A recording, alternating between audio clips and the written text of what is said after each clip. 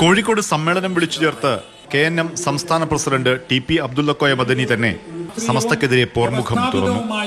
സമസ്ത പിന്തിരിപ്പൻ സംഘടനയാണ്, സമുദായത്തിൽ ഭിന്നിപ്പുണ്ടാക്കുകയാണ്, മറ്റുള്ളവർക്കൊപ്പമിരുന്നാൽ തെറിച്ചുപോകുന്ന ആദർശമാണ് സമസ്തയ്ക്കെന്നും വിമർശനം.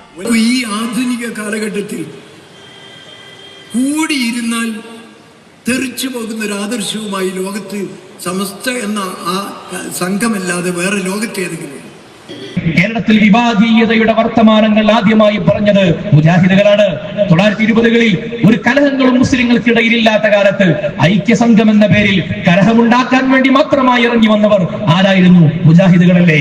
ആരാണ് മലബാർ സമരം നടക്കുന്ന കാലത്ത് മലബാർ സമരത്തിന്റെ വേദനയിൽ കഴിയുന്ന മാപ്പിള മുസ്ലിങ്ങൾക്കിടയിലേക്ക് ബ്രിട്ടീഷുകാരന്റെ ആചാരം വാങ്ങി ബ്രിട്ടീഷുകാരൻ ആഗ്രഹിക്കുന്ന മതം പഠിപ്പിക്കുവാൻ മലപ്പുറം ട്രെയിനിങ് കോളേജിലേക്ക് അധ്യാപകരായി നിയമിക്കപ്പെട്ടത് കേരളത്തിലെ മുജാഹിദുകളല്ലേ. വഹാബികൾ ആഗ്രഹിക്കുന്ന പോലെ മക്ബറകൾ പൊളിക്കുന്ന ഒരു ഇസ്ലാമിനെ ഇവിടെ കൊണ്ടുവരാൻ അതിന് അവസരം ഉണ്ടാക്കി കൊടുത്തത്, ബ്രിട്ടീഷുകാർ ആഗ്രഹിക്കുന്നത് പോലെയുള്ള ഒരു ദീനിന് വേണ്ടി അവസരം ഉണ്ടാക്കി കൊടുത്തത് മുജാഹിദുകളല്ലേ.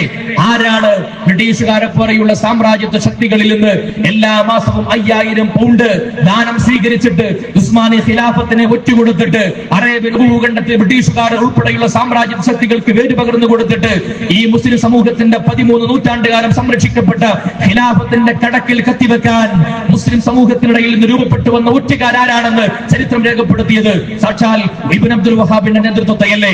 ജവഹർലാൽ നെഹ്റു പോലും തന്റെ the glimpse of world history എന്ന പുസ്തകത്തിൽ അത് സാക്ഷ്യപ്പെടുത്തിയിട്ടില്ലേ. മുസ്ലിം സമൂഹത്തിന്റെ ആഗോള ഒറ്റുകാർ വഹാബികളല്ലേ. ഈ നാട്ടിലെ വിഭാഗീയതയുടെ പ്രശ്നങ്ങൾ ഉണ്ടാക്കിയത് വഹാബികളല്ലേ. നിങ്ങൾ നോക്കൂ, നമ്മൾ എത്ര വിഭാഗങ്ങൾ സുന്നികൾക്കിടയിൽ ഉണ്ടെങ്കിലും നമ്മളൊക്കെ ഒരുമിച്ച് ഉയർന്നാൽ നമ്മളൊക്കെ സുന്നികൾ തന്നെയാണ്. എന്നാൽ ഈ സുന്നികളെ മുഴുവനും മുശ്രിക്കാക്കി അവർ ശിർക്കിന്റെ അധികാരാണ്, ഇസ്ലാമിന്റെ വൃത്തത്തിന് പുറത്താണെന്ന് പറഞ്ഞ് ആദ്യമായി മുസ്ലിം സമൂഹത്തിന്റെ ഒന്നാമത്തെ മേൽവിലാസമാകുന്ന ഐഡന്റിറ്റിയാകുന്ന ഹിദായത്തിനെ 100 കൊല്ലമായി ചോദ്യം ചെയ്തുകൊണ്ടിരിക്കുന്നവർക്ക് സഹിഷ്ണുതയുടെ വർത്തമാനം പറയാൻ എന്ത് അവകാശമാണ് ധാർമ്മികമായിട്ട് കേരളത്തിലുള്ളത്? നിരന്തരമായി നമ്മളെ കുറിച്ച് വെറുപ്പുൽപാദനം പറഞ്ഞുകൊണ്ടിരിക്കുന്ന ആളുകൾ നമ്മുടെ ഉലമാ ലോകത്തോട് വിട പറയുമ്പോൾ നിങ്ങൾ മുസ്ലിം ആകൂ രക്ഷപ്പെടുമെന്ന് പറഞ്ഞ് വെറുപ്പിന്റെ കത്തയച്ചവർ, പള്ളികളിൽ ഇമാമ നിൽക്കുന്ന സുന്നി ഉലമാക്കൾ അവർ മുസ്ലിങ്ങളല്ല, അവർ ക്ഷേത്രത്തിലെ പൂജാരികൾക്ക് സമാനരാണെന്ന് പറഞ്ഞവർ, അവർ എന്ത് സഹിഷ്ണുതയാണ് നമ്മളെ പഠിപ്പിക്കുന്നത്? ഈ നാട്ടിലെ പൊതുജനങ്ങൾക്ക് നിങ്ങൾ ആലോചിച്ച് നോക്കൂ, നാട്ടിലെ പൊതുജനങ്ങൾക്ക് ആരെയാണ് വിശ്വാസം? ഈ നാട്ടിലെ സുന്നി സൂഫി ഉലമാ ഇനയല്ലേ. നല്ല തലപ്പാവും കമീസും പച്ചവൊല്ലിയും തലയെക്കെട്ടും ഒക്കെ ധരിച്ചു വെക്കുന്ന ഉസ്താദിനെയല്ലേ, ഉലമായിനെയല്ലേ, സൂഫികളെയല്ലേ ഇവിടുത്തെ മുസ്ലിങ്ങളായ സഹോദരങ്ങൾക്ക് പോലും വിശ്വാസമുള്ളത്. തികഞ്ഞ മതമൗലികവാദികളെന്ന് അല്ലെങ്കിൽ യാഥാസ്ഥികരെന്ന് കരുതപ്പെടുന്ന ഈ ഉലമാഇന്റെ കൂടെയല്ലേ അവരൊക്കെ ഈ നാടിന്റെ സൗഹൃദത്തിന്റെ കൂടി സൗഹൃദത്തിന്റെ ഭാഗമായിട്ട് ചേർന്ന് നിന്നത്. കണ്ണിയത്ത് ഉസ്താദ് വഫാത്തായപ്പോൾ നമ്മൾ മധുരം കൊടുക്കുന്ന മുസ്ലിം സഹോദരങ്ങളുടെ വാർത്തകൾ നമ്മൾ ചരിത്രത്തിൽ നമ്മൾ വായിക്കുന്നുണ്ടല്ലോ. എന്തുകൊണ്ടാണ് നമ്മുടെ കേരളത്തിൽ ഇന്ത്യയിൽ എത്ര മക്ബറകളും ദർഗകളും ഉണ്ട്? ആ ദർഗകളിൽ വിശ്രമിക്കുന്ന സൂഫി നേതാക്കന്മാർ അവർക്ക് എല്ലാവർക്കും അഭയകേന്ദ്രങ്ങളാണ്, എല്ലാവർക്കും തീർത്ഥാടന കേന്ദ്രങ്ങളാണ്. നോക്കൂ, സൂഫികൾ സ്നേഹത്തിന്റെ പ്രചാരകരാണ്. സൂഫി ഇസ്ലാമിന്റെ വക്താക്കൾ സൗഹൃദത്തിന്റെ, സാഹോദര്യത്തിന്റെ, സഹിഷ്ണുതയുടെ പ്രചാരകരാണ്. അവിടെ ഒരിക്കലും മനോഹരമായ പാരമ്പര്യമായ ഇസ്ലാമിന്റെ വേഷം തടസ്സമായിട്ടില്ല. നിങ്ങൾ സമസ്തയെ കുറിച്ച് തന്നെ നോക്കുക, എല്ലാ കൊല്ലവും ചുരുങ്ങിയത് 3 പരിപാടികളെങ്കിലും ഔദ്യോഗികമായി രാജ്യത്തിന്റെ സൗഹൃദത്തിന് വേണ്ടി സംഘടിപ്പിക്കുന്നവരാണ് സമസ്തയും അതിന്റെ പോഷക ഘടകങ്ങൾ SKSSF-ഉം SYS-ഉം SBB-യും ഒക്കെ. അതിന്റെ വേദികളിലേക്ക് വന്നിരിക്കാൻ, സൗഹൃദത്തിന്റെ കഥ പറയാൻ ഈ വെള്ള വസ്ത്രം ധരിച്ച ശുഭ്രവസ്ത്രധാരികളായ ഇസ്ലാമിന്റെ ആത്മീയ നേതാക്കളുടെ കൂടെ വന്നിരിക്കാൻ മുസ്ലിം സഹോദരങ്ങൾക്ക്, രാഷ്ട്രീയ നേതാക്കന്മാർക്ക്, പൊതുരംഗത്ത് പ്രവർത്തിക്കുന്നവർക്ക് ധൈര്യമാണ്, വിശ്വാസമാണ്, തോളിൽ കൈയിട്ട് നടക്കുന്നവർക്ക് താല്പര്യമാണ്.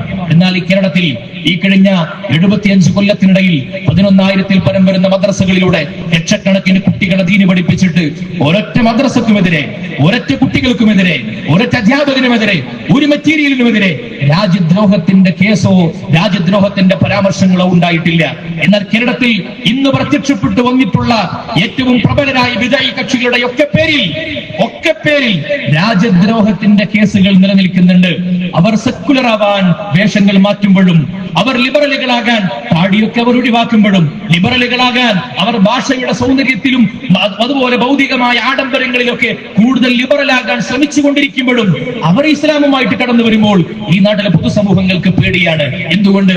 സൂഫി ഇസ്ലാമിന്റെ ആത്മീയതയുടെ നനവുള്ള നേതൃത്വങ്ങളെ മുന്നിൽ കാണുന്നതാണ് ലോകത്തിന് പോലും ഇസ്ലാമിനെ കുറിച്ചുള്ള വിശ്വാസം. ഇങ്ങനെയുള്ള വിധേയകൾക്ക് എങ്ങനെയാണ് ഈ രാജ്യത്തെ സൂഫി സുന്നി ഉലമാഇന്റെ നേതൃത്വങ്ങളെ കുറിച്ച് അസഹിഷ്ണുത ആരോപിക്കാൻ കഴിയുക? ആർക്കാണ് അസഹിഷ്ണുതയുള്ളത് എന്ന് നമ്മൾ കഴിഞ്ഞ ദിവസങ്ങളിൽ കണ്ടതാണ്. തൗഹീദും ശിർക്കും പഠിപ്പിക്കാൻ വേണ്ടി വന്ന ആളുകൾ മുജാഹിദ് എന്ന പേരിൽ ഇന്ന് 8 വിഭാഗങ്ങളുണ്ട്. ഓരോ വിഭാഗങ്ങളും പരസ്പരം ശിർക്ക് ആരോപിച്ചുകൊണ്ടിരിക്കുകയാണ്. നോക്കൂ, പിന്നെ എല്ലാവരും 4 ഗ്രൂപ്പ് ഉണ്ടെങ്കിൽ 4 പേരും മുജാഹിദുകളാണ്. പക്ഷെ 4 പേർക്കും അപരൻ മുശ്രിക്കാണ്, 4 പേർക്കും അപരൻ കാഫറാണ്, 4 പേർക്കും അപരൻ ഇസ്ലാമിന്റെ നബിയുടെ കപ്പലിന് സമാനമാണ് എന്റെ അഹ്ലുൽ ബൈത്ത് എന്ന് പഠിപ്പിച്ച പ്രവാചക അധ്യാപനത്തിൽ നിന്ന് പ്രചോദനം ഉൾക്കൊണ്ടവരാണ് മലയാളക്കരയിലെ സുന്നികളായ ആളുകൾ. അതുകൊണ്ട് തന്നെ പാണക്കാട് തറവാട്ടിന്റെ മഹത്വം ഞങ്ങൾക്ക് പഠിപ്പിക്കാൻ മാത്രം ഈ പൗരോഹിത്യം വളർന്നിട്ടില്ല എന്ന് സാന്ദർഭികമായി ഞങ്ങൾ സൂചിപ്പിക്കുകയാണ്. പാണക്കാട് കുടുംബത്തെ ഞങ്ങൾ പഠിക്കുന്നത് സാദിഖ് അലി ശിഹാബ് തങ്ങളിലൂടെ മാത്രമല്ല, അതിനു മുമ്പും ഒരുപാട് മഹാന്മാർ കഴിഞ്ഞു പോയിട്ടുണ്ട്. സയ്യിദ് ഹൈദർ അലി ശിഹാബ് തങ്ങൾ, സയ്യിദ് ഉമർ അലി ശിഹാബ് തങ്ങൾ, അവരുടെയൊക്കെ പിതാവായിരുന്ന മഹാനായ PMS കോയത്തങ്ങൾ, സയ്യിദ് മുഹദാർ തങ്ങൾ, സയ്യിദ് ഹുസൈൻ കോയത്തങ്ങൾ, ആ പരമ്പരയിലുള്ള മുഴുവൻ ആളുകളെയും ആദരവോടെ നെഞ്ചേറ്റുന്ന അഹ്ലുൽ ബൈത്തിന്റെ മഹത്വം അംഗീകരിക്കുന്ന വിഭാഗമാണ് ഞങ്ങൾ. നിങ്ങൾ വളരെ കൃത്യമായി പാണക്കാട് കുടുംബത്തെ അവഹേളിക്കാൻ വീഡിയോ ചിത്രീകരിച്ചവരാണ്. അതിന്റെ പേരിൽ അറബിയിൽ ലെറ്റർ ഉണ്ടാക്കിയവരാണ്. ഗൾഫ് രാജ്യങ്ങളിലെ ഭരണാധികാരികൾക്ക് ഇവർ കുബൂരികളാണ്, ഇവർ മുസ്ലിക്കുകളാണ് എന്ന് പറഞ്ഞുകൊണ്ട് പ്രചരിപ്പിച്ചവരാണ്. അന്ന് മഹാനായ തങ്ങൾ, വലിയ തങ്ങൾ ജീവിച്ചിരിക്കുന്ന കാലമാണ്. സയ്യിദ് മുഹമ്മദ് അലി ശിഹാബ് തങ്ങൾ കുബൂരിയാണെന്ന് പറഞ്ഞ, മഹാനായ സയ്യിദ് മുഹമ്മദ് അലി ശിഹാബ് തങ്ങൾ മുസ്ലിക്കാണെന്ന് പറഞ്ഞ, ആ പാരമ്പര്യത്തിൽ അവർ ചെയ്തു പോരുന്നതൊക്കെ ശിർക്കാണ് എന്ന് പഠിപ്പിച്ച ആ വിഭാഗം വന്നിട്ട് പാണക്കാട് കുടുംബത്തിന്റെ മഹത്വം ഞങ്ങൾക്ക് പഠിപ്പിക്കണ്ട.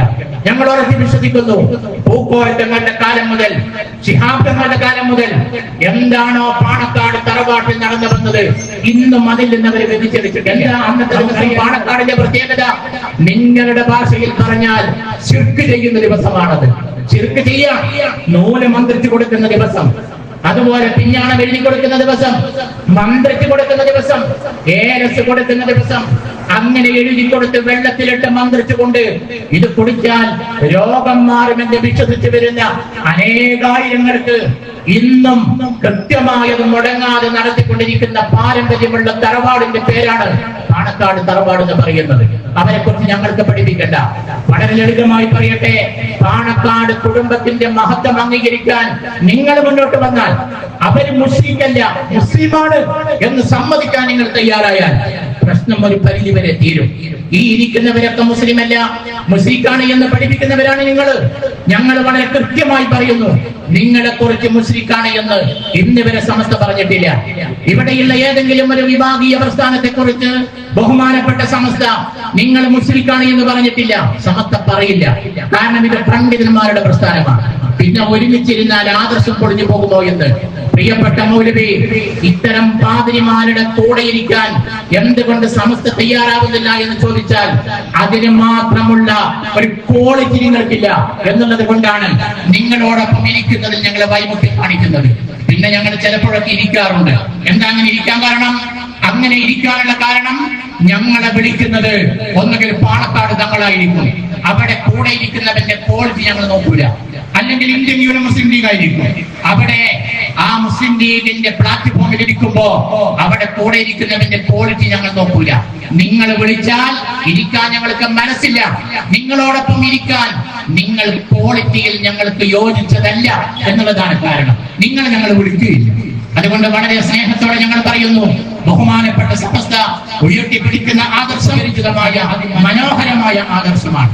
ഒരു നൂറ്റാണ്ടിനിടയിൽ ഒരു വ്യതിയാനവും ഇല്ലാത്ത വിധം ഈ പ്രസ്ഥാനം ഉയർത്തിപ്പിടിച്ച ആദർശത്തിന്റെ കാവലാളാവാൻ SKSF എന്ന പഞ്ചാക്ഷരി 130ഓളം കേന്ദ്രങ്ങളിൽ നടത്തിയ നവോത്ഥാന ആദർശ സമ്മേളനം നിങ്ങൾക്ക് കുറിക്ക് കൊണ്ടുവെങ്കിൽ അതിന്റെ പേരിൽ 150 കേന്ദ്രങ്ങളിൽ നിങ്ങൾ വിശദീകരണം വെക്കുമെങ്കിൽ വളരെ ലളിതമായി പറയട്ടെ, വിനയത്തോടെ പറയട്ടെ, 1500 കേന്ദ്രങ്ങളിൽ വിശദീകരണം വെച്ചാലും പൊട്ടിപ്പൊളിഞ്ഞു പോയ തൗഹീദ് എന്ന് പറയുന്ന നിങ്ങളുടെ വിശദീകരണത്തിന്റെ കാര്യത്തിൽ പോലും ഏകീകരിക്കാൻ നിങ്ങൾക്ക് കഴിയില്ല, നിങ്ങൾക്ക് സാധിക്കില്ല. അതുകൊണ്ട് എവിടെയാണെങ്കിലും ആദർശം ഉറക്കെ പറയുക എന്നുള്ളതാണ് സമസ്തയുടെ പ്രവർത്തകരുടെ ദൗത്യം. ആ ദൗത്യത്തിൽ നിന്ന് ഞങ്ങൾ പുറകോട്ട് പോകില്ല.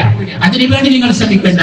ഈ ആദർശം അമാനത്തായിക്കൊണ്ട് തന്നെ അന്ത്യനാൾ വരെ ഉയർത്തിപ്പിടിച്ചുകൊണ്ട് മുന്നോട്ട് പോകാൻ ഓരോ തലമുറയും ഇവിടുന്ന് ഇവിടെ പറയുമ്പോ പുതിയ തലമുറയായി ഇവിടെ ഉദയം ചെയ്യുമെന്നുള്ള തിരിച്ചറിവ് നിങ്ങൾക്കുണ്ടാവണം. ബഹുമാനപ്പെട്ട സമസ്ത എവിടെയും ഭിന്നതയ്ക്ക് തുടക്കം കുറിച്ചിട്ടില്ല. ഈ ഇരിക്കുന്ന ആളുകൾക്ക് അറിയാലോ, നമ്മുടെ നാടുകളിലൊക്കെ പള്ളികളുണ്ട്. ഞാനൊരു കാര്യം ചോദിക്കട്ടെ, വിശുദ്ധ റമദാൻ കടന്നു